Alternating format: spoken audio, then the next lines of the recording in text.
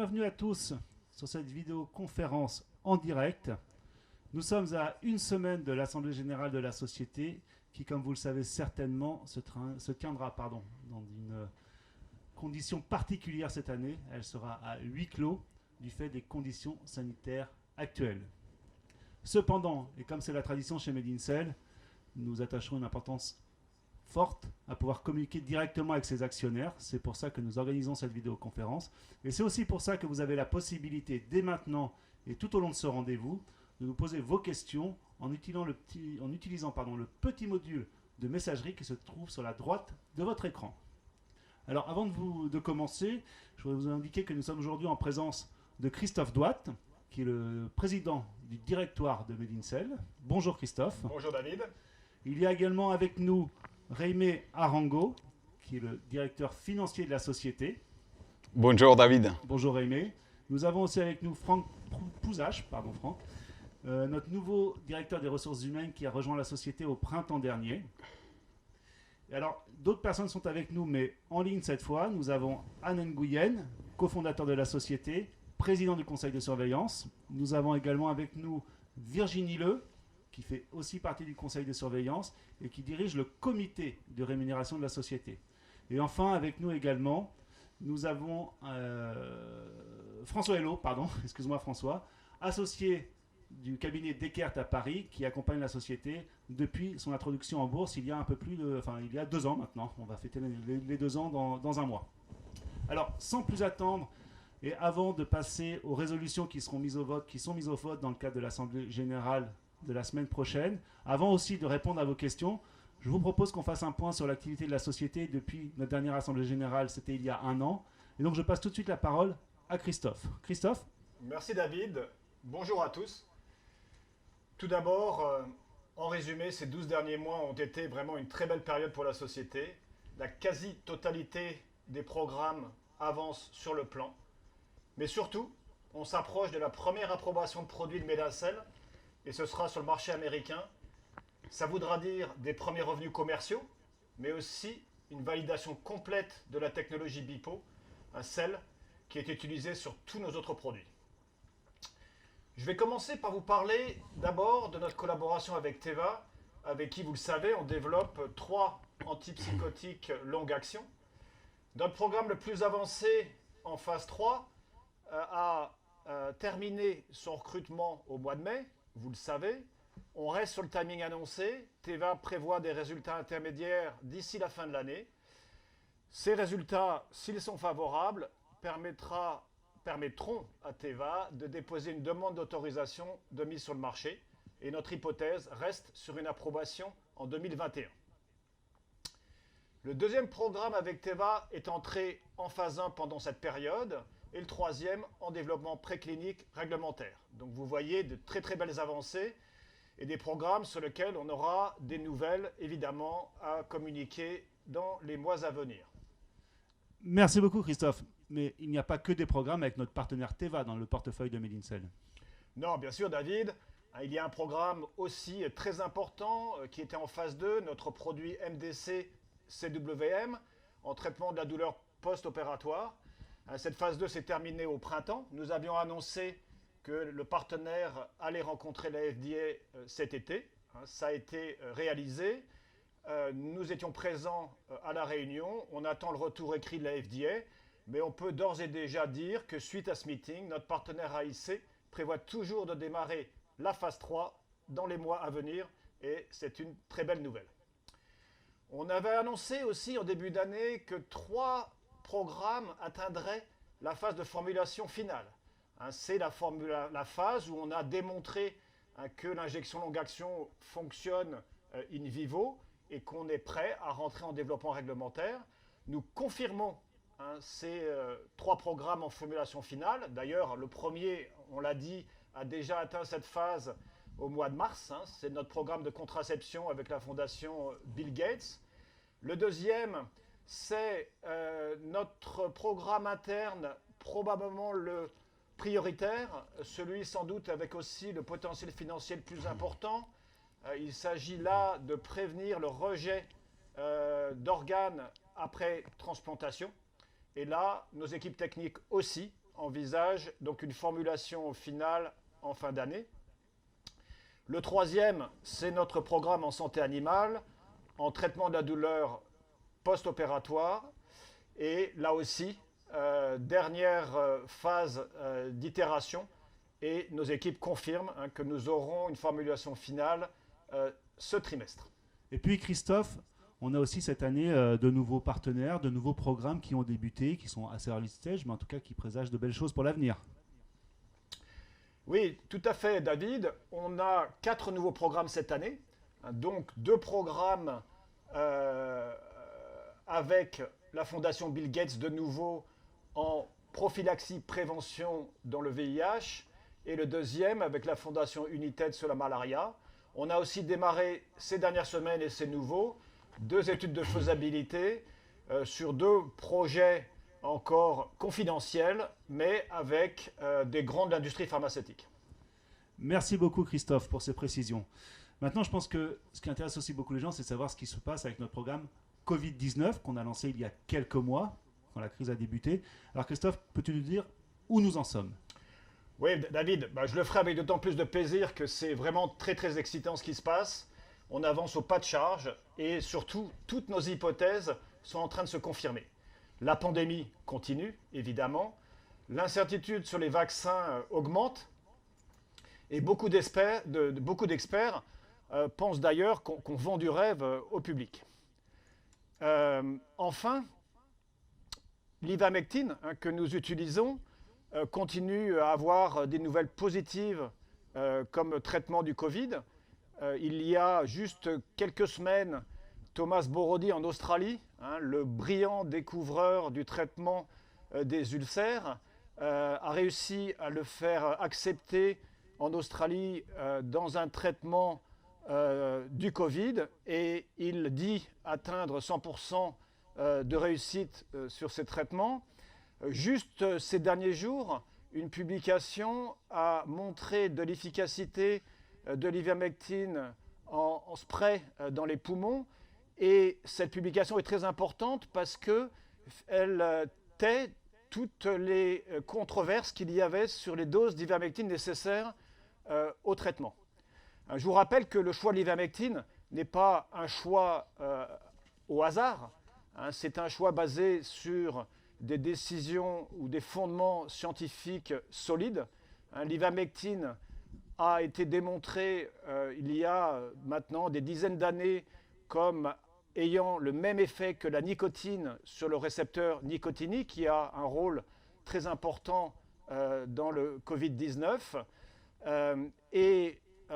Il y a maintenant plusieurs scientifiques qui ont émis l'hypothèse que c'est la nicotine en prophylaxie qui protège les fumeurs contre le Covid.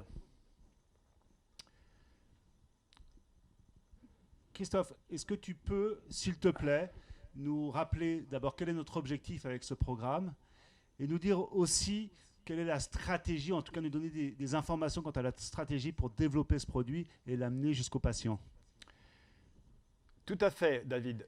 Alors, c'est important de réaliser que ces traitements de prophylaxie par injection ont déjà été promus dans la lutte contre le HIV, et que seule l'injection longue action permet d'assurer la couverture du patient pour le protéger pendant la durée du traitement. Donc Medincell cherche à développer une protection grâce à ces injections longue action, et notre stratégie a plusieurs volets. Nos équipes avancent extrêmement vite et la première formulation longue action sera prête en fin d'année pour aller en développement réglementaire. Cependant, pour accélérer le futur développement réglementaire de cette formulation, on a décidé de montrer aussi que des comprimés d'ivermectine pris de façon quotidienne pouvaient protéger les patients contre le Covid. Et parce que cette preuve d'efficacité que nous espérons avoir en parallèle du développement de l'injectable longue action nous permettra d'accélérer et de simplifier le processus réglementaire. La première étape pour aller dans cette preuve d'efficacité clinique, c'est de faire un essai clinique qui va prouver l'innocuité de la prise quotidienne de comprimés d'ivermectine. Aujourd'hui, l'ivermectine est administrée en dose unique, donc il faut qu'on montre, et il n'y a pas de sujet particulier, mais nous devons le faire, que la prise quotidienne ne soulève pas de sujet particulier. Les équipes ont travaillé tout l'été pour démarrer ce premier essai clinique qui devrait démarrer, je l'espère, ce mois-ci et se terminer au courant du trimestre. Et nous serons prêts à ce moment-là à enclencher une phase d'efficacité sur l'ivermectine en comprimé. Je vous rappelle aussi qu'il y a plus de 30 essais cliniques en cours dans le monde sur l'ivermectine. C'est un médicament au départ qui ne suscitait pas beaucoup d'intérêt parce que la Big Pharma s'intéresse surtout à des molécules qui peuvent leur rapporter beaucoup d'argent. L'ivermectine est un médicament usuel qui coûte très peu. On s'attend à des résultats de ces essais cliniques, certains dans des instituts très prestigieux dans les mois qui viennent. Et tous ces résultats, évidemment, vont mettre de l'eau à notre moulin. Merci beaucoup Christophe. Est-ce que tu as des choses à ajouter concernant ces 12 derniers mois, ce qui s'est passé chez Medincell? Je te laisse la parole. Oui, alors, nos équipes ont été fortement sollicitées, David. Elles continuent à faire des miracles pour que notre produit Covid soit disponible dans des délais très courts. Ce produit devrait aussi profiter de procédures réglementaires accélérées. On pense à Medincell qu'il y a de plus en plus de chances pour que notre produit joue un rôle absolument majeur dans la lutte contre le Covid. Évidemment, les équipes ont continué à faire progresser tous les programmes en parallèle, ce qui est un challenge énorme qu'elles ont réussi à faire. Ces équipes ont continué à les renforcer avec des expériences, des compétences nouvelles pour mettre en place notre stratégie, pour gérer nos premiers essais cliniques, les aspects réglementaires, de qualité. Et plusieurs profils seniors de l'industrie pharmaceutique nous ont rejoints ces derniers mois. Je voudrais de nouveau féliciter nos équipes qui ont maintenu le cap dans ce contexte complexe. Cerise sur le gâteau, nos finances se portent bien, mais là, c'est le domaine de Raimé et je vais lui laisser la parole. Merci beaucoup Christophe. Raimé, comme Christophe vient de le proposer, je propose que tu prennes la parole, que tu fasses un petit point effectivement sur la situation financière, ce qui s'est passé l'an dernier, et peut-être aussi que tu nous donnes un peu d'informations sur ce qui pourrait se passer dans les mois et années qui viennent. Raimé? Merci David, bonjour à tous. En ce qui concerne les finances, les choses sont simples. 1. Tout est sous contrôle.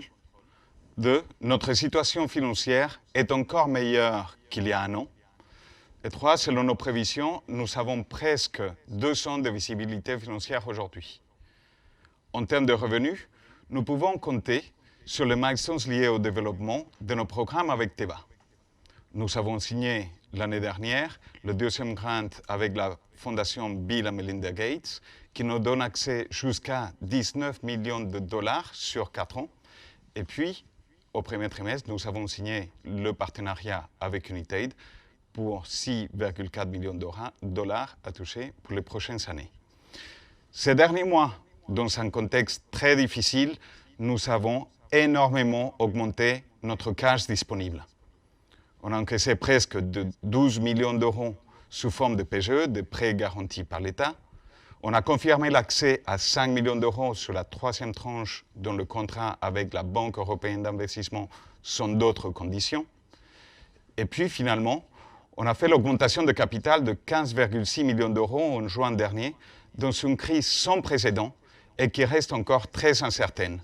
Mais on a su anticiper et dès qu'on a vu la possibilité de le faire, nous avons appuyé sur le bouton pour l'actionner et ce, de l'intérêt de la société et bien évidemment pour celle de nous les actionnaires. Merci beaucoup Raimé. Sans plus attendre, je propose que l'on parle désormais donc, de l'Assemblée Générale qui arrive dans 7 jours maintenant. Donc, je le disais en début, et je pense que vous le savez tous, elle n'aura pas lieu dans sa forme traditionnelle cette année. Nous ne sommes pas en mesure de rassembler nos actionnaires, exercice qui pourtant nous plaît beaucoup chez Medincell. Cependant, cette Assemblée Générale qui a lieu à huis clos, qui ne sera pas diffusée, il n'y aura pas de live de l'Assemblée Générale, elle existe. Et donc, vous, actionnaires, vous êtes invités à voter à cette Assemblée Générale, mais selon de nouvelles modalités exceptionnelles étant donné la situation. Alors, ces modalités, quelles sont-elles ? Il y a deux façons de voter. La première, c'est un vote à distance avec les bulletins de vote qui est disponible sur notre site internet. Je rappelle, l'adresse c'est invest.medincell.com. J'en profite pour préciser, parce qu'on vient de recevoir un message à ce sujet-là, qu'il y a toute la documentation de l'Assemblée Générale disponible sur ce site. Vous pouvez également en faire la demande en contactant notre équipe légale. Donc, il y a une adresse email qui est legal@medincell.com. Donc, vous pouvez télécharger ce bulletin de vote et le diffuser et l'envoyer. Alors, attention, par contre, vous avez jusqu'au 7 septembre pour que ce bulletin soit reçu par notre partenaire KCIS qui gère les votes. Il y a aussi cette année, et ça c'est une nouveauté, une deuxième façon de pouvoir exprimer vos votes. C'est un vote en ligne. Et pour pouvoir exprimer ce vote, vous devez vous rapprocher de votre teneur de titre ou alors tout simplement vous rendre en général sur votre espace, sur votre compte personnel sur le site internet de votre teneur de titre. Et cela doit vous permettre de voter très rapidement et directement au vote. Alors, comme je le disais, on va passer en revue assez rapidement les résolutions qui sont mises au vote dans le cadre de l'Assemblée Générale ordinaire. Mais avant cela, et notamment parce que plusieurs de ces résolutions sont liées aux rémunérations des membres à la fois du conseil de surveillance et du directoire de la société, nous avons trouvé qu'il était intéressant que Virginie Leu, qui est en contact avec nous et qui préside le comité de rémunération de la société, nous explique quelle est la philosophie pour ces rémunérations chez Medincell, quelle est notre politique et quelle est sa cohérence avec la stratégie de la société. Virginie, c'est à toi. Merci David. Tu m'entends bien là, ça va ? Parfaitement. Très bien. Bonsoir à tous. La démarche là est effectivement de vous expliquer quelle est notre philosophie sur les dimensions de rémunération et sur nos critères au sein du comité de rémunération. La rémunération du directeur est un élément clé de la gouvernance et un des éléments clés, bien sûr, c'est pas le seul. Et c'est un outil important pour construire l'équipe et motiver les membres du directoire. C'est important pour attirer de nouveaux membres, mais aussi bien sûr pour garder les membres actuels. Attirer de nouveaux membres, il y a une réalité de marché à laquelle nous sommes confrontés, car on veut attirer bien sûr des experts et des personnes qui ont un niveau de seniorité élevé, aujourd'hui au sein de Medincell, puisque la société a beaucoup évolué, a beaucoup grandi, et il y a un niveau aujourd'hui d'attente du marché qui est important, avec des réalisations et des milestones importants. Les personnes qui sont sollicitées par ailleurs auprès d'autres sociétés, donc c'est des personnes qui ont le choix. Et il y a quand même une réalité de marché où il y a peu de candidats.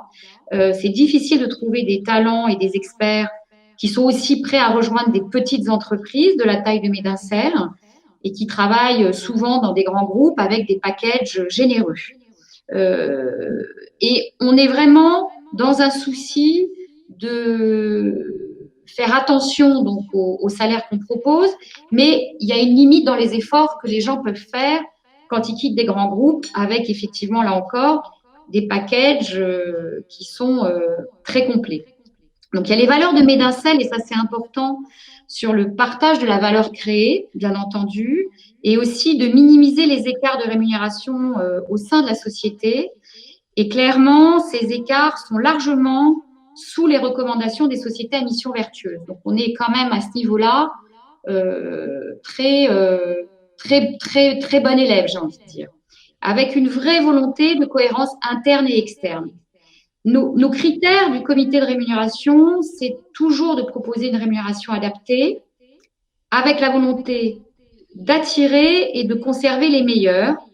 On garde les talents par, bien sûr, la mission, les valeurs et l'ambiance de l'entreprise, et aussi le potentiel de la société.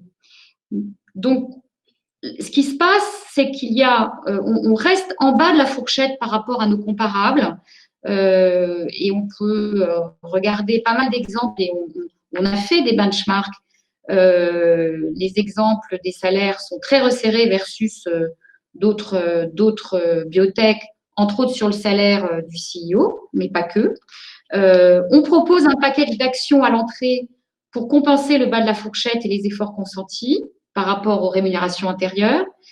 Et on souhaite maintenir la solidarité et l'alignement par le bonus collectif pour l'ensemble des collaborateurs, y compris les membres du directoire.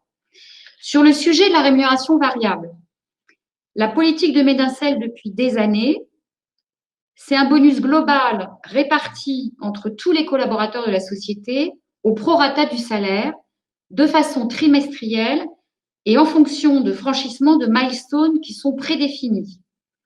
Ce sont les objectifs stratégiques de la société. Tout le monde dans l'entreprise en bénéficie et les modalités de la rémunération variable des membres du directoire votées aujourd'hui sont les mêmes que celles des autres collaborateurs de la société. C'est évidemment très différent, et là encore par des benchmarks qu'on a pu faire, des autres biotech où les bonus représentent souvent plus de la moitié du salaire fixe, sans parler des packages de stock et actions gratuites qui sont souvent concentrés sur le top management. Cette stratégie a toujours été chère à Anne et à Christophe et elle a montré son efficacité avec des résultats positifs. C'est un bon compromis et cela nous a permis d'attirer des talents. Merci beaucoup Virginie, merci beaucoup. Alors comme je vous le disais au début, nous avons avec nous Franck Pouzage qui a rejoint la société au printemps dernier. C'est le nouveau directeur des ressources humaines de la société. Et Franck, je crois que tu voulais ajouter un mot à ce sujet. Oui, absolument. Merci, merci David. Bonjour à toutes et à tous. Dans le prolongement de ce que disait Virginie au sujet de la rémunération des dirigeants, ce sujet il s'inscrit dans un cadre plus global qui est celui de la politique de rémunération de l'entreprise. Depuis sa création, vous le savez, Medincell a traversé différentes phases et les systèmes de rémunération ont évolué au fil du temps. Dans sa phase actuelle de croissance, Medincell, et Virginie l'a rappelé, doit attirer de nouvelles compétences pour atteindre ses objectifs ambitieux. Arrivé récemment, je suis d'ailleurs impressionné par la capacité de Medincell à attirer des talents du monde entier avec des niveaux de salaire qui restent mesurés. Ma mission est de maintenir une cohérence à la fois interne mais aussi externe. L'enjeu est d'attirer les compétences dont nous avons besoin pour notre croissance, mais aussi de conserver nos talents, alors même que la société est de plus en plus visible et que les sollicitations externes de nos collaborateurs sont et seront par conséquent plus nombreuses. Nous travaillons sur ces questions de manière à ce que Medincell demeure une société attractive pour l'ensemble de nos collaborateurs. Cela passe par un package de rémunération motivant, mais pas seulement. Notre politique RH vise à offrir un réel développement professionnel à nos collaborateurs au travers de perspectives d'évolution que nous leur offrons, au travers de formations, au travers d'une politique de gestion des carrières qui sont également des enjeux fondamentaux. Et c'est comme ça, avec l'ensemble de nos collaborateurs et leur formidable énergie, que nous pourrons relever nos défis à la fois actuels et futurs. Merci beaucoup Franck et bienvenue parce qu'on n'avait pas encore eu l'occasion de le dire. Merci. Alors, maintenant je propose que l'on passe directement et vraiment à l'Assemblée Générale ordinaire avec les différentes résolutions qui sont mises au vote. Et pour cela, je vais te donner la parole, Réimé. Merci David. Nous allons passer premièrement sur les résolutions qui concernent l'Assemblée Générale ordinaire. La résolution 1 à 3 consiste à l'approbation des comptes sociaux et consolidés et l'affectation de résultats. Et je vous rappelle que toute la documentation est disponible sur notre site internet invest.medincell.com. Et là, il y a notamment notre document d'enregistrement universel qui a été validé par l'AMF en juillet dernier. Les résolutions 4 à 7 c'est les approbations des augmentations de salaire de notre président du directoire, Christophe Douat, de moi-même, et les conventions passées avec des membres du conseil de surveillance, notamment la société L3S qui est liée à Virginie Leu, et la société NH Consult liée à notre président du conseil de surveillance, Anne Nguyen. Merci Rémi. Alors je reprends la parole pour la résolution 8 qui concerne en fait la réélection de M. Olivier Sabri Markabi, alors qu'on appelle ici Sabri Markabi, Sabri même, sa réélection au conseil de surveillance de la société. Alors Sabri n'est pas avec nous, en revanche je vous propose de le découvrir, de faire connaissance avec lui à travers une petite vidéo. Bonjour, je voudrais me présenter, je m'appelle Sabri Markabi, j'ai 61 ans, je suis neurologue de formation et j'ai travaillé en fait comme neurologue universitaire avant de découvrir que j'avais une passion pour le développement de nouveaux médicaments. Donc j'ai rejoint l'industrie, je me suis retrouvé dans différents postes de direction un peu partout dans le monde, en Suisse, aux États-Unis en particulier. Et au bout de 25 ans, donc j'ai pris ma retraite de l'industrie et actuellement j'ai une activité de conseil pour des startups pour aider dans le développement de nouveaux produits, toujours, qui est la passion que j'ai. J'ai rejoint donc, le board de Medancel il y a 3 ans. Et ça a été 3 ans où j'ai observé énormément de progrès et des changements à l'intérieur de Medancel. D'abord, les changements que j'ai vus dans le portfolio. Il y a eu vraiment plus de produits, bien sûr, grâce aux efforts de Medancel et des partenariats qu'ils ont pu faire.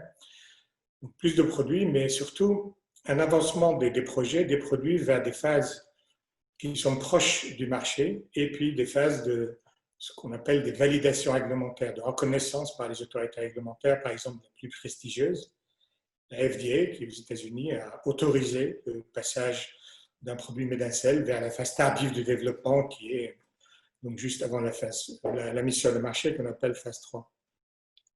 Le deuxième pilier des changements que j'ai vus, c'est un changement dans l'organisation qui en fait accompagnait ce changement dans le portfolio, qui est pouvoir attirer beaucoup de talents, des compétences élevées, complémentaires à ce que Medancel avait.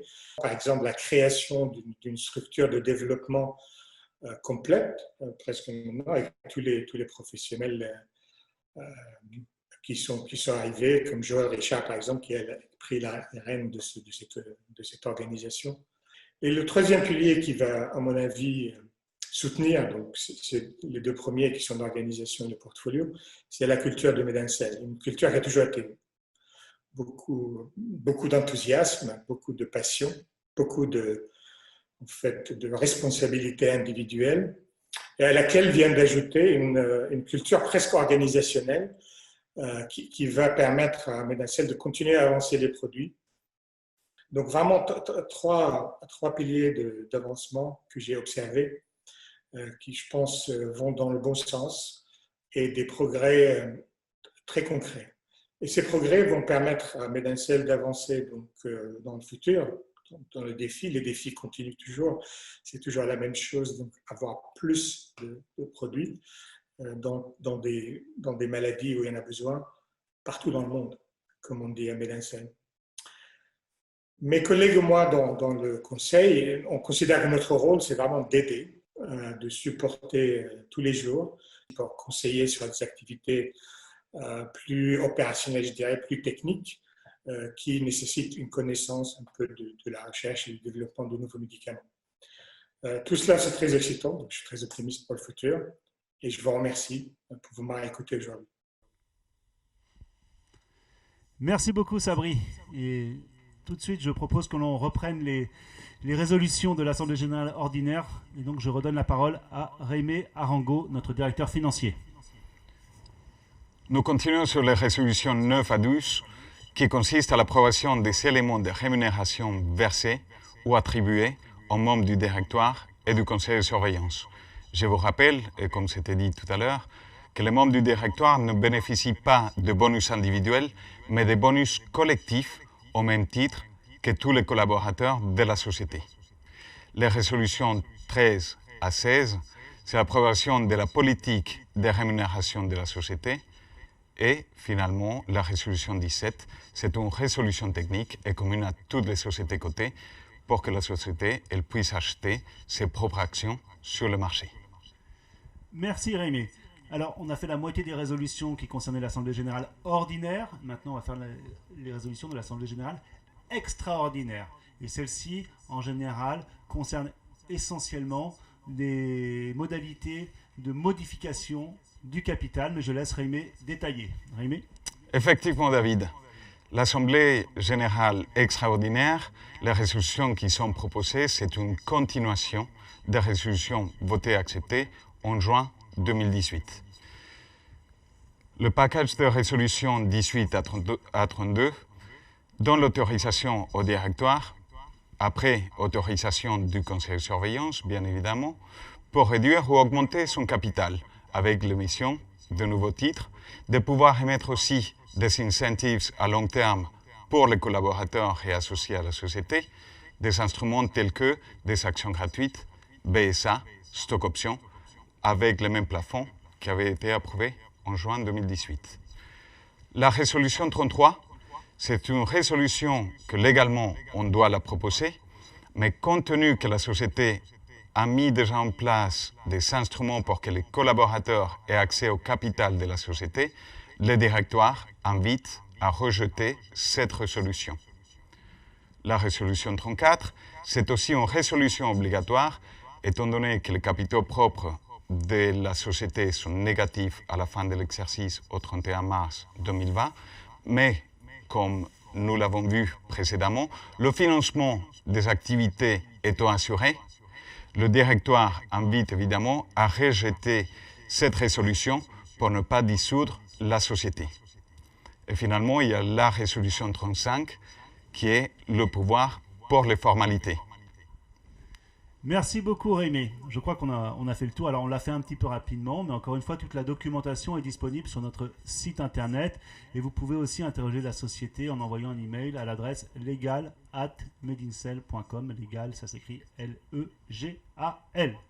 Je vous propose qu'on passe directement aux questions. Donc on a reçu beaucoup de questions, on en reçoit beaucoup. On en avait aussi reçu quelques-unes, pas beaucoup, avant cette réunion, notamment plusieurs questions qui portaient sur la rémunération. Et là, Virginie et Franck tout à l'heure nous ont donné quelques informations sur la philosophie au sein de la société, mais Anne Nguyen, cofondateur de la société et actuellement président du conseil de surveillance, voulait rajouter un mot à ce sujet. Anne, nous t'écoutons.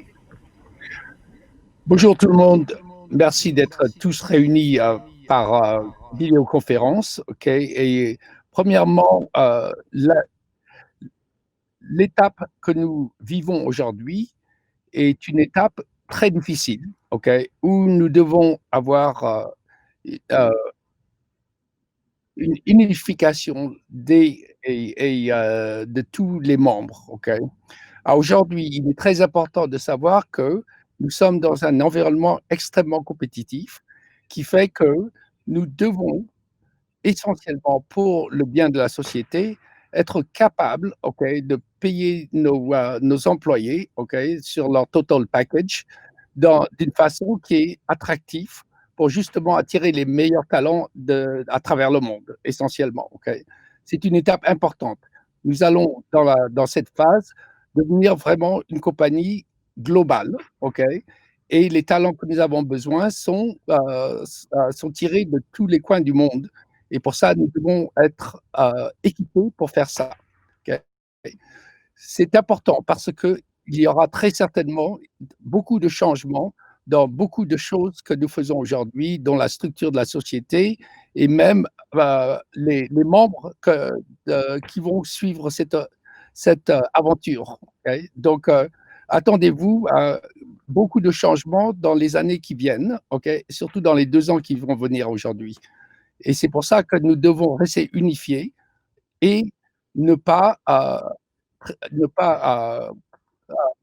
empêcher la compagnie d'attirer les meilleurs talents.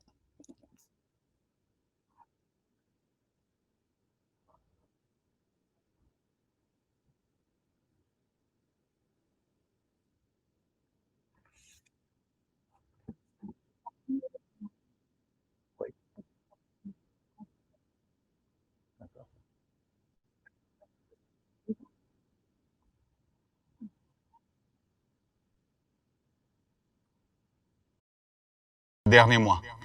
C'est grâce à cette visibilité qu'on espère aller au-delà de la première commercialisation d'un produit sur la base de BIPO. Et cette première commercialisation, c'est un point d'inflexion de création de valeur très important. Et c'était notre but. Donc aujourd'hui, nous n'envisageons pas d'augmentation de capital à court, moyen terme. Après, il faut regarder aussi l'avancement de nos produits propres et sa création de valeur. Merci beaucoup Rémi. Alors maintenant je vais passer aux questions que nous recevons via le chat. Merci beaucoup pour toutes les questions que vous nous envoyez. Alors il y a plusieurs questions qui ont finalement déjà été traitées dans ce qu'on a dit avant. Cependant je vais quand même les poser parce que je pense que ça peut être intéressant de refaire le point et de préciser les choses. Alors, excusez-moi, j'ai mon petit instrument. La première question, Christophe, je te l'adresse. AIC doit commencer une étude de phase 3 avant la fin de l'année. Ont-ils eu un retour de la FDA suite à la fin de la phase 2? La phase 2 s'est terminée au printemps dernier.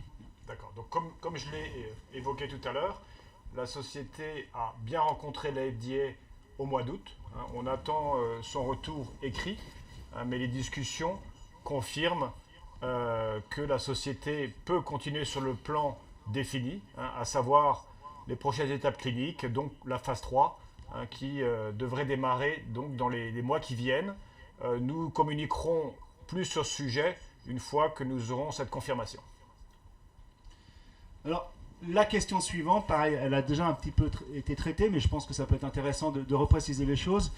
Christophe, avons-nous des news sur notre programme MDC-IRM? MDC-IRM, je rappelle que c'est un antipsychotique, c'est le programme le plus avancé de la société, il est en phase 3, la dernière phase avant commercialisation, et il est développé avec notre partenaire Teva qui pilote et finance ce développement. Christophe.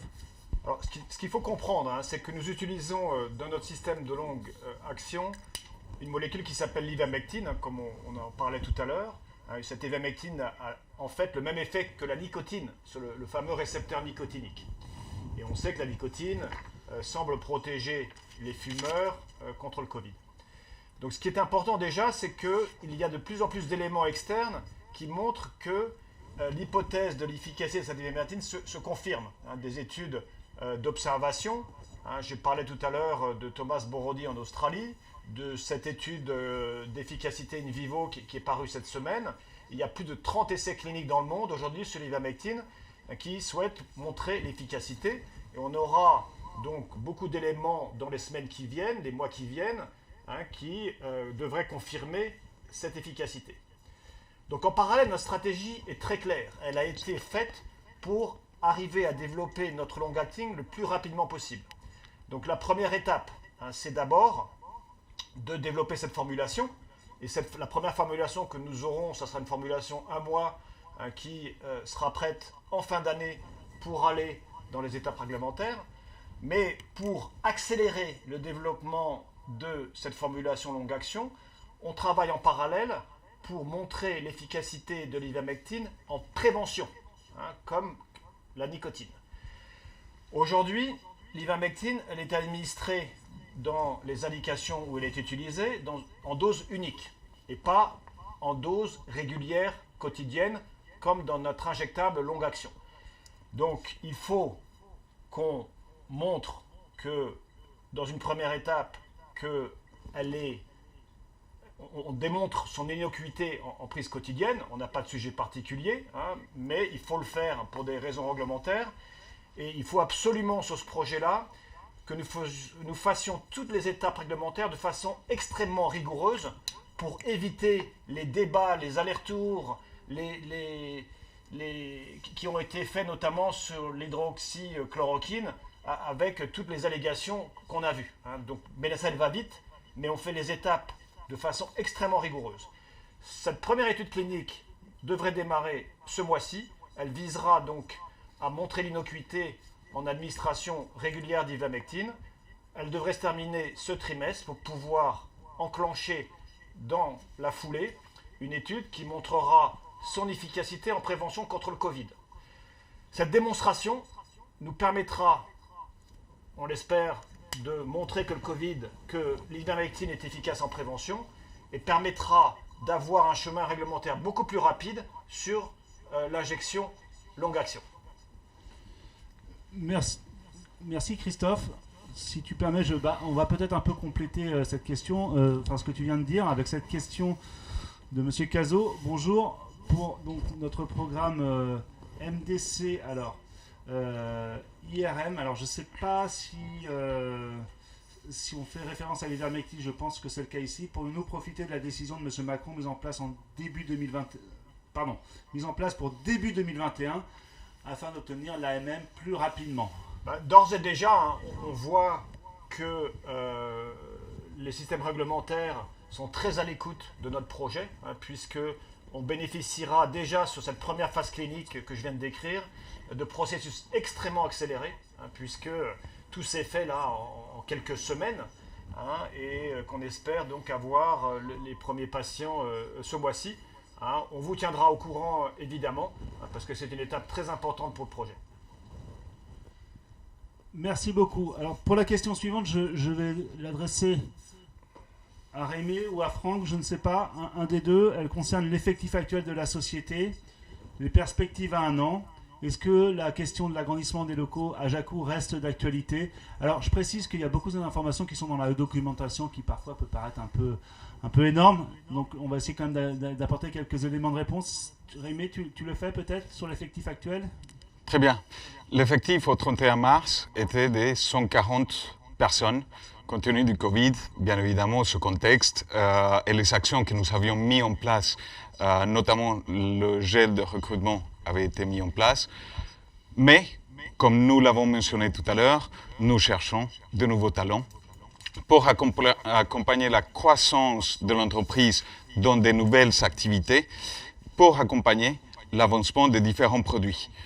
Nous n'avançons pas de croissance sur les effectifs, c'est quelque chose qui peut varier selon les profils qui sont recherchés, mais qui vont accompagner cette croissance des dépenses, comme on l'avait mentionné en juin dernier, une croissance autour de 10 à 15% en dehors du programme TTG. Là, je parle des dépenses. Merci beaucoup Rémi. Alors je vais revenir sur le programme TTG. Donc le programme TTG, c'est notre programme Covid-19, d'accord? Parce qu'on a reçu une question, alors qu'on vient de recevoir par internet, parfois les canaux se mélangent, concernant le financement de ce programme. Aujourd'hui, comment prévoyons-nous de financer les développements de ce produit dans les mois et peut-être années qui viennent? Pour ce programme bien spécifiquement, nous avons comme objectif pour la société que ce programme il soit cash neutral. Et pour ça, il faut trouver le financement pour le programme spécifiquement. Nous avons déjà commencé des activités de financement pour amorcer les premières activités liées à ce programme-là. Et nous allons continuer. Plus on aura de data, plus on pourra trouver des financements pour ce programme-là. Merci beaucoup Rémi. Alors, la question suivante concerne également ce programme TTG, pour le Covid, avec de l'ivermectine. On nous pose la question, comment expliquez-vous l'absence de communication à ce sujet? Je ne sais pas si tu veux y répondre, Christophe, ou si tu veux y répondre. Oui, on avance.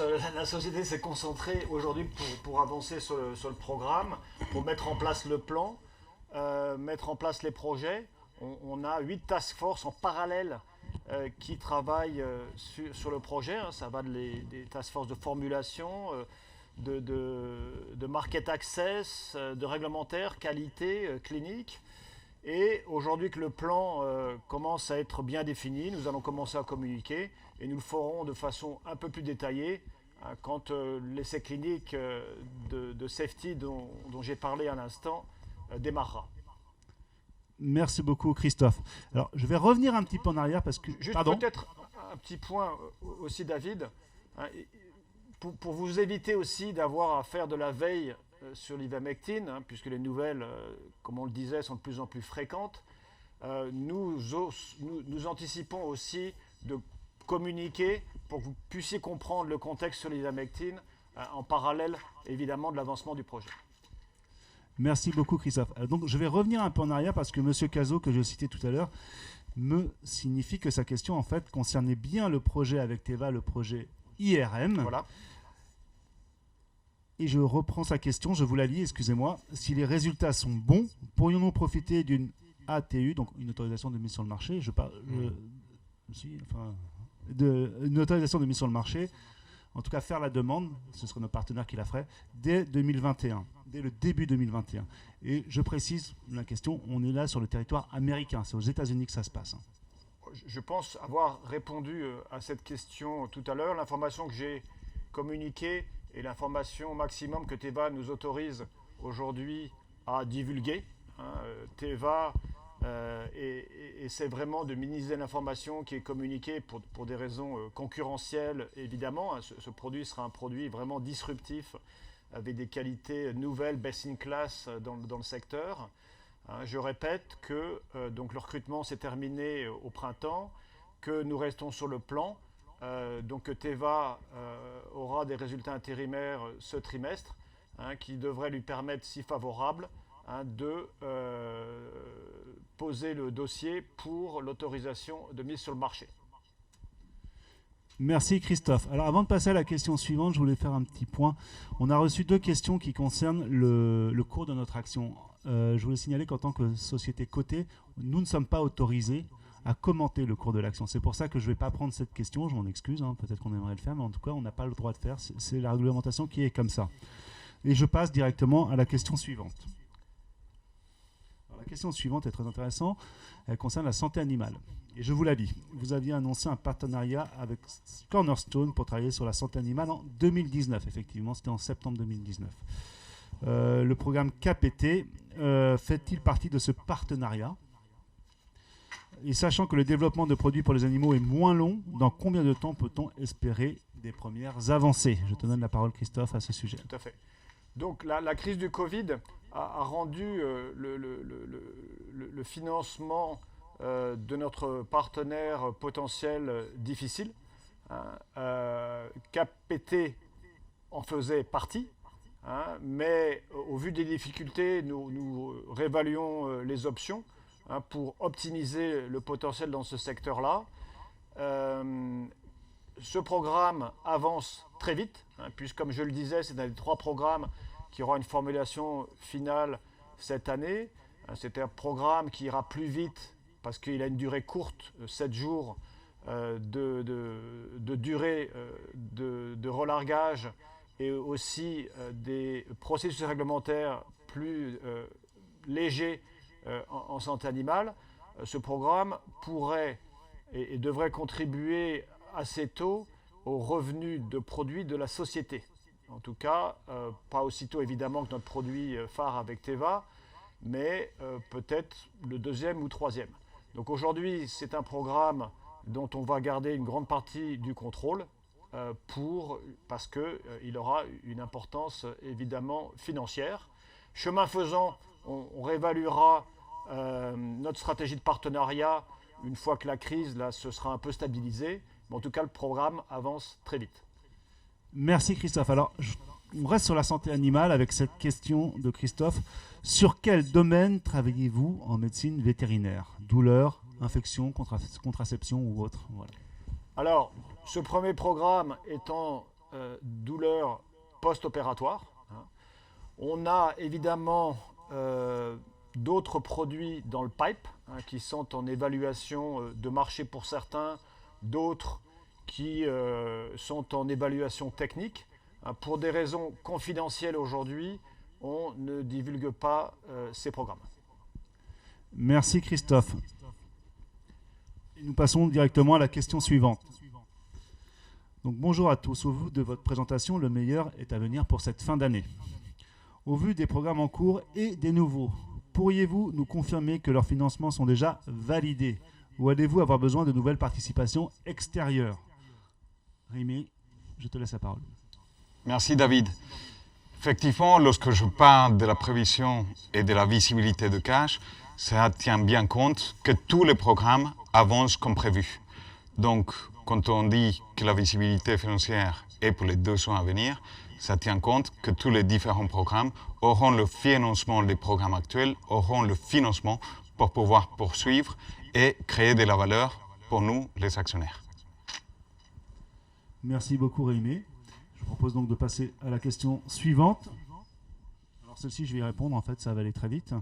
En termes de recrutement, qui pouvons-nous contacter pour candidater Et la réponse, elle est très simple. Toutes les offres d'emploi sont disponibles sur notre site internet www.medincell.com. Et si vous voulez candidater, d'ailleurs, j'en profite pour passer le message, il faut absolument passer par notre site internet. Alors, une question qui n'est pas vraiment une question, mais plutôt une remarque, mais peut-être qu'on peut dire quelque chose. N'oubliez pas la rémunération des actionnaires. Est-ce que Réimé ou Christophe Christophe. Évidemment, elle est toujours ce qui guide beaucoup de nos décisions et qui nous concerne en premier lieu, puisque nous sommes tous actionnaires, moi en particulier, mais tous les employés de la société. Donc le cours de l'action est très important pour nous et guide beaucoup notre communication et le développement de nos produits, évidemment. Merci beaucoup, Christophe. Je prends la question suivante. Méconnaissant les salaires des personnes, je ne sais pas à quoi correspondent les revendications des sociétés vertueuses, ni ce qu'est un salaire modéré. Concrètement, les salaires les plus hauts aujourd'hui sont-ils plus de 10 fois les salaires les plus bas dans la société? Est-ce que les nouvelles résolutions qui vont être votées ou qui sont mises au vote font passer ce cap? Je laisse Christophe ou Réimé répondre. Oui, c'est une question très simple à répondre. Virginie a commencé à y répondre en partie. Les sociétés à mission vertueuse ont effectivement un plafond à 10 entre le salaire le plus bas d'une société et le plus haut.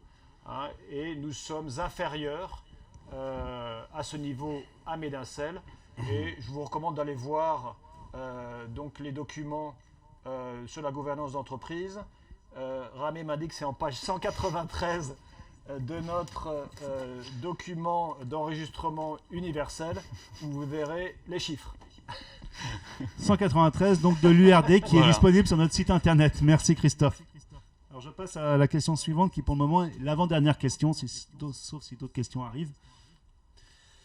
Dans quelle mesure, alors je ne sais pas si c'est Réimé ou si peut-être Franck ou Christophe va prendre cette question, dans quelle mesure y a-t-il des salariés en télétravail actuellement chez Medincell? Est-ce que nous considérons que le télétravail peut être un avantage pour recruter des talents dans le monde entier aujourd'hui, comme certaines entreprises le disent? Alors, je vais d'abord expliquer que Medincell a toujours eu un historique de télétravail assez fort. Et c'était nécessaire justement, c'est une excellente question, pour pouvoir s'adapter à l'éloignement de certains talents. Donc on a toujours mis en place les mécanismes, les processus qui permettaient de le faire. Avec la crise du Covid, ces processus nous ont bien servi, puisque au final, la société a continué à fonctionner vraiment de façon extrêmement fluide, alors que beaucoup de nos salariés étaient en télétravail. Même en début de l'été, quand les contraintes commençaient à se relâcher, nous gardions toujours des pourcentages de télétravail et une grande rigueur dans la gestion du Covid à Medincell. Et puis, au final, non seulement ça nous permet effectivement de travailler avec des talents qui sont éloignés, mais ça nous a permis aussi de développer des nouvelles façons de fonctionner, de communiquer, best in class, qui nous ont permis aussi d'optimiser beaucoup de nos processus. Le télétravail a certains défauts, mais aussi de grande qualité, et on est toujours à Medincell à l'affût d'améliorer nos processus de fonctionnement. Merci beaucoup Christophe. Je passe à la question suivante. Alors, puisque nous devons voter les résolutions qui concernent les rémunérations des directeurs, est-ce que vous pouvez nous donner une fourchette de ces salaires? Alors, avant de vous donner la réponse, je vais vous préciser encore une fois qu'il s'agit d'informations publiques qui sont toutes disponibles sur la documentation qui est téléchargeable sur notre site internet et notamment dans le fameux document de référence, l'URD, qui a été validé par l'AMF en juillet dernier. Alors, Réimé, tu nous, vu que c'est toi qui signe le chèque, Très bien. Comme je le mentionnais à Christophe tout à l'heure, cette information se trouve sur le chapitre 5 du document d'enregistrement universel, page 192-193. Et là, on parle des rémunérations, par exemple, de président du directoire, Christophe Douat, qui avait un montant dû au dernier exercice de rémunération fixe plus variable de 258 000 euros, avec Joël Richard à 194, moi-même à 147 000 euros, et puis Nicolas Hosset à 68 000 euros. Mais si vous voulez plus d'informations, il y a les équipes finances, nous avons bien travaillé, il y a toute la documentation avec tous les détails que vous voulez dans cette documentation. Merci beaucoup Rémi. Et je prends la dernière question. Alors c'est une question, on va revenir sur notre projet ivermectine, Covid, parce qu'on fait aussi de l'ivermectine avec United. Pouvez-vous nous décrire la valeur ajoutée de Medincell dans la solution thérapeutique contre le Covid, ainsi que le marché adressable par cette solution? Christophe, quelle est notre valeur ajoutée? Tout à fait. Alors, dans un traitement de prévention, de prophylaxie, la valeur d'une injection longue action est double.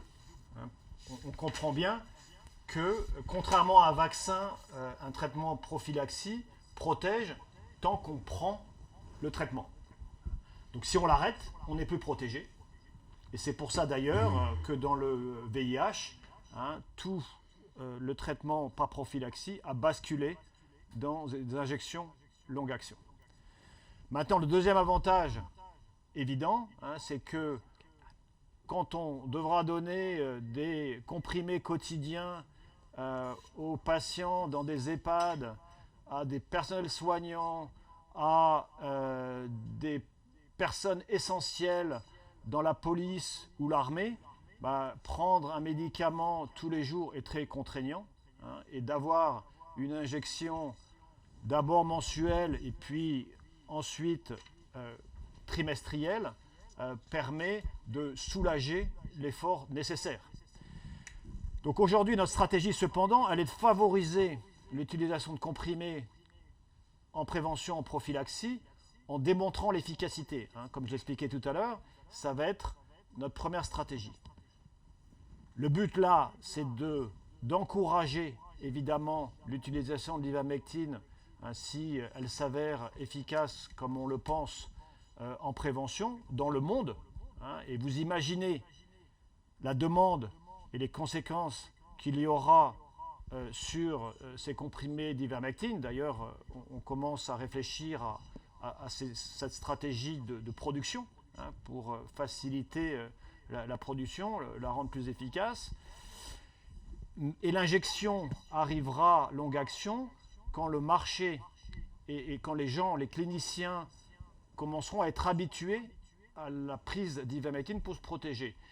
Et cette injection longue action se focalisera évidemment sur les endroits à forte valeur ajoutée. Les EHPAD par exemple, où il faut absolument protéger les patients. Certaines populations avaient des comorbidités, les gens avec du diabète, de l'obésité, des problèmes respiratoires. Peut-être certaines populations qu'on appelle dans notre jargon des populations essentielles, dans la police, l'armée, des populations qu'il faut protéger pour que notre société puisse fonctionner normalement.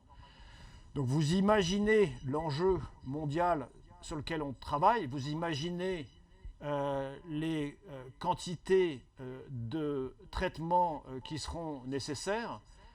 Heureusement, Medincell a démarré sa vision de santé globale sur une technologie qui nous permet d'avoir des déploiements rapides, efficaces, sur des populations très importantes. C'est pour ça que les fondations Bill Gates ou United nous ont choisis sur les thèmes de la contraception ou du paludisme.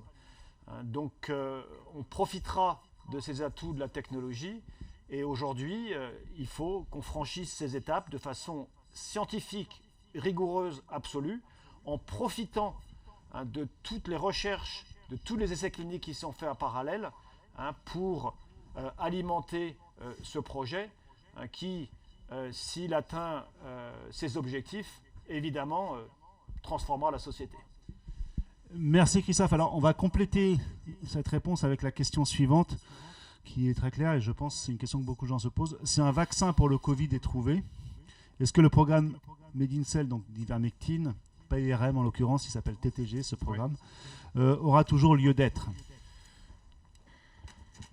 Alors, je vais peut-être répondre à la première partie de la question, si un vaccin est trouvé. Parce qu'aujourd'hui, à Medincell, évidemment, on est en contact avec tous ces key opinion leaders mondiaux. On était au téléphone avec Thomas Borodi la semaine dernière, avec l'équipe de Barcelone qui est en train de faire des essais cliniques sur l'ivermectine, avec Jean-Pierre Changeux, un des plus grands neuroscientifiques de notre temps, avec qui on est en contact de façon hebdomadaire, et ainsi de suite.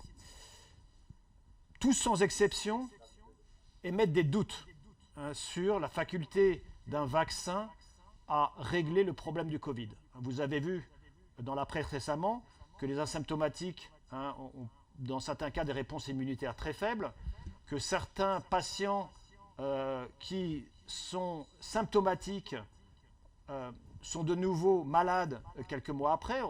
On a mentionné certains cas. Beaucoup de vaccins sembleraient avoir une durée d'action limitée. Il y a évidemment les sujets de production. Et puis enfin, faites le test autour de vous. Peu de gens aujourd'hui semblent enclins à se faire injecter par un vaccin nouveau qui n'a pas été encore avéré sur des centaines de milliers de personnes. Donc oui, on pense qu'il y aura toujours une place pour notre traitement ivermectine prophylaxie, même si un vaccin arrive, parce que ces vaccins auront forcément des limitations dans leur cible, dans leur durée, voire peut-être des problèmes à assurer une protection sur les mutations éventuelles du virus. On sait qu'aujourd'hui, il mute de façon rapide et les vaccins ne sont pas toujours équipés pour traiter ces mutations. Merci Christophe. Je vais passer la parole à Anne Nguyen, donc notre président du conseil de surveillance, qui voulait ajouter quelque chose à ce sujet ou au sujet de ce programme, je crois. Anne, on t'écoute. Très bien. Premièrement, rappelez-vous que cette crise Covid est exactement la raison pourquoi une compagnie comme la nôtre doit exister. C'est-à-dire qu'il est impossible de considérer un monde où nous laissons des poches de Covid un peu partout en Afrique, en Asie et ailleurs.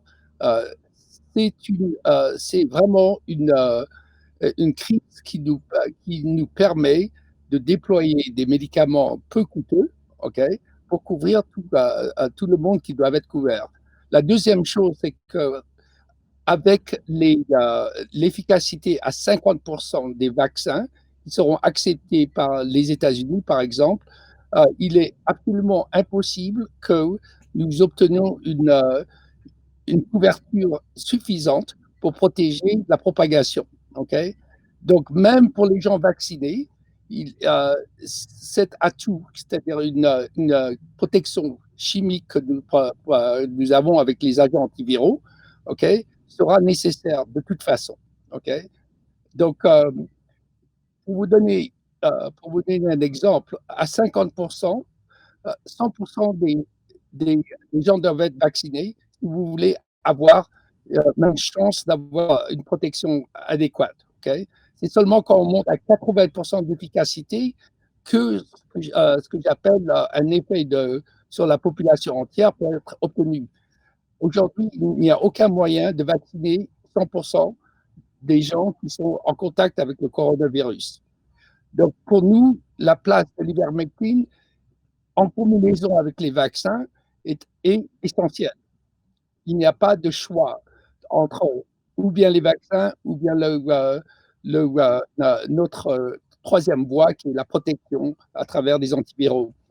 Rappelez-vous aussi que nous avons aujourd'hui les antiviraux comme pour le Covid, mais aussi, rappelez-vous qu'il y a le dengue et d'autres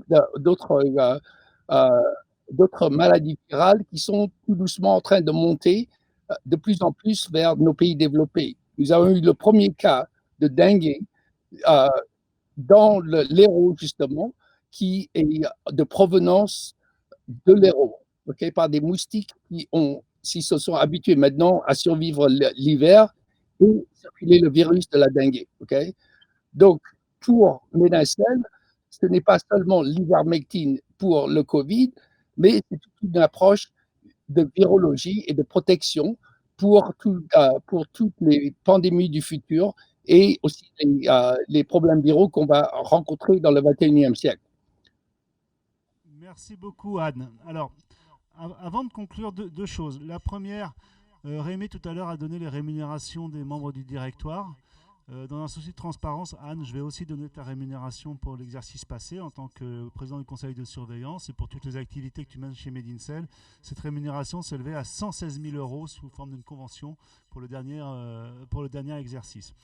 Alors aussi avant de conclure, je vais passer la parole à François Hello. François, si tu nous entends, qui est avec nous depuis le début, parce qu'on a reçu un message d'une actionnaire qui s'inquiète et qui est surprise du fait qu'il y a beaucoup de résolutions de l'Assemblée extraordinaire, de l'Assemblée générale extraordinaire, qui sont liées à des potentielles augmentations de capital.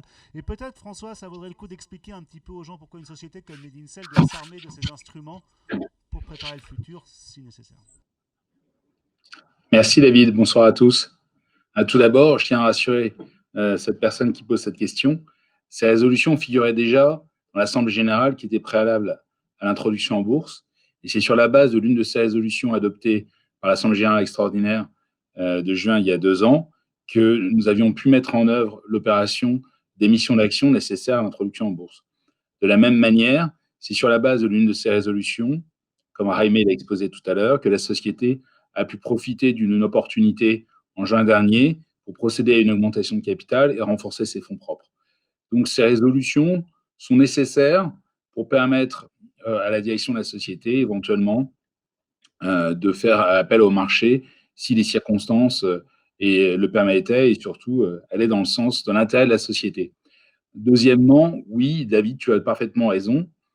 Ces résolutions sont tout à fait standards. Elles consistent en fait à mettre en place des délégations au profit du conseil de surveillance et du directoire, donc des organes sociaux de la société, pour pouvoir procéder à des émissions de titres. Certains, d'ailleurs, sont en faveur des salariés. Ce sont des titres qui permettent l'intéressement au capital des salariés. Jaime vous l'a exposé tout à l'heure. Ce sont plusieurs résolutions qui sont afférentes à l'émission de différents titres permettant l'intéressement au capital. Et d'autres sont des délégations données par l'Assemblée générale pour permettre de faire un appel au marché, soit sous forme de titres dilutifs, soit sous forme de titres non dilutifs. C'est évidemment plafonné. Il ne s'agit pas de donner une délégation sans limite. Il y a un plafond et ce plafond est le même que celui qui avait été prévu lors de l'Assemblée générale préalable à l'introduction en bourse aussi, en termes de pourcentage de dilution. Voilà. Merci beaucoup François pour ces précisions et merci d'avoir été avec nous. Donc cette réunion touche à sa fin, je crois qu'on est arrivé au bout des questions. Je vais donner d'abord la parole à Christophe et puis après je donnerai la parole à Anne pour conclure notre rendez-vous de ce soir. Christophe ? Oui, merci David. Je voudrais vraiment remercier tous les participants à cette téléconférence. Médincell a un historique de communication avec ses actionnaires très fort. Je voudrais remercier évidemment les membres fondateurs de Médincell, mais aussi tous les anciens employés qui ont contribué au fil du temps à la construction de la société, aussi aux employés existants qui sont, comme on le voit, toujours là pour faire avancer les programmes de la meilleure façon possible. Les nouveaux qui viennent de nous rejoindre, je voudrais remercier aussi tous les actionnaires institutionnels qui nous soutiennent depuis l'introduction en bourse et le grand public, de plus en plus nombreux, qui s'intéressent à ce que fait Médincell. Vous êtes plusieurs centaines ce soir à nous écouter, de plus en plus nombreux à chaque fois. Malgré la crise, on continuera à communiquer, on va faire évoluer notre communication pour s'adapter et vous tenir au courant. N'hésitez pas, si vous avez des questions, des suggestions de communication, à les faire passer à David. On les prendra en compte, toujours dans un souci d'amélioration. Merci encore. Merci beaucoup Christophe. Et donc je donne le mot de la fin à Anne. Anne ? Merci tous pour cette réunion. Il est très important que nous restons essentiellement sur notre modèle d'entreprise aussi. Rappelez-vous que, in fine, nous pensons que le 21e siècle demandent des compagnies comme nous qui sont capables de donner les meilleurs médicaments techniquement faisables à tout le monde. Ça semble simple, mais c'est extrêmement complexe parce que nous allons contre le courant d'aujourd'hui qui est de maximiser le profit de ces compagnies pharmaceutiques très rapidement. Nous pensons que c'est sur le temps que nous pouvons construire cet instrument de travail qui est comment donner le bénéfice de la technologie moderne à tout le monde à travers le globe pour des problèmes qui sont devenus des problèmes de pandémie et des problèmes qui affectent tout le monde à travers le monde. Ceci est notre mission, mais nous allons continuer avec votre aide et surtout avec votre support. Merci à tout le monde et je me réjouis de vous rencontrer plus tard dans l'année parce que c'est une année qui sera très chargée de bonnes nouvelles. Merci beaucoup. Merci beaucoup Anne. Et effectivement, il y a beaucoup de bonnes nouvelles qui devraient arriver dans les semaines et mois qui viennent et ce sera autant d'occasions de venir à votre rencontre, vous nos actionnaires. Donc il ne me reste plus qu'à vous remercier une nouvelle fois, à vous souhaiter une bonne soirée, à faire aussi attention à vous en cette période et à très bientôt. Au revoir, merci à tous.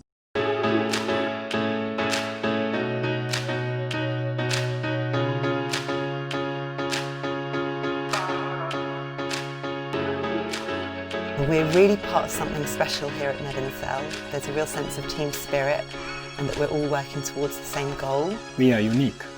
We are building a global pharma leader through long-acting injectables. We are a young, innovative company with a work hard, play hard attitude, developing groundbreaking products for the patients of tomorrow. We are united for our mission, help patients by improving their quality of life.